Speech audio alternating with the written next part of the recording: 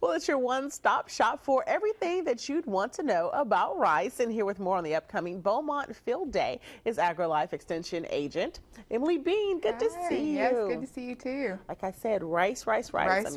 So many different dishes. Rice there goes are lots into, of options, yes. Absolutely. So let's talk about the field day. Okay, yeah, so this is the 67th annual Beaumont Rice Field Day.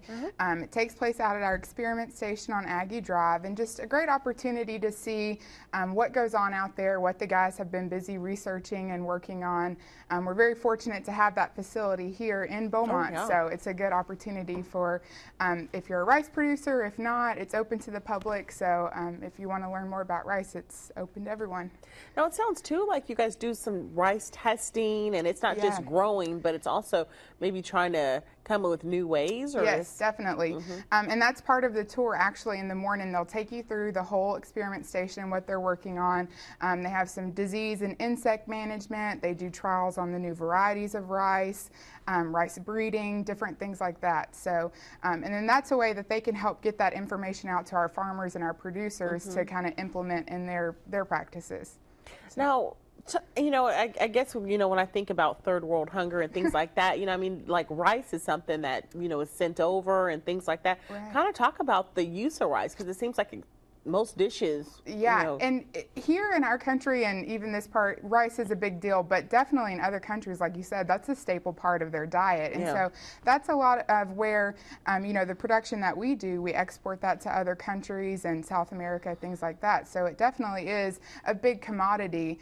Maybe not as much here for us, or we don't think of it as much, but in other countries, yes, definitely. And then, of course, you know, you see the rise in the prices in meats and things like that, but it seems like rice has kind of stayed pretty stable. Yeah, and we're fortunate, you know, here where we get plenty of rain, we have good growing conditions and things like that that make it, you know, more accessible, easy for us to keep production high.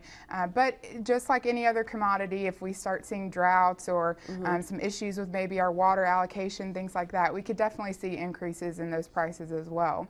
So. And it also seems too like the businesses that we have here that they're booming, that they're doing really, really well as far as rice production. Right. Do they send, you know, pretty far out, or is it mainly just based for Southeast Texas? Well, we do. That is a big part of what they do, is marketing to Southeast Texas, and that's kind of their niche market. But like I said, we do export a lot of our rice that we produce here and on the west side of Houston, sending that kind of all over, like I said, South America and things like that. So. Okay. But Rice Field Day tomorrow, the information, if you have any questions, you can give Brandy a call, 409-752-3045. Okay, you guys are going to be out there for the majority of the day? Yes, there'll be a morning program and afternoon tours as well. All right, Emilee, thanks so much. We're going to toss it over to Dana for a final check of the weather.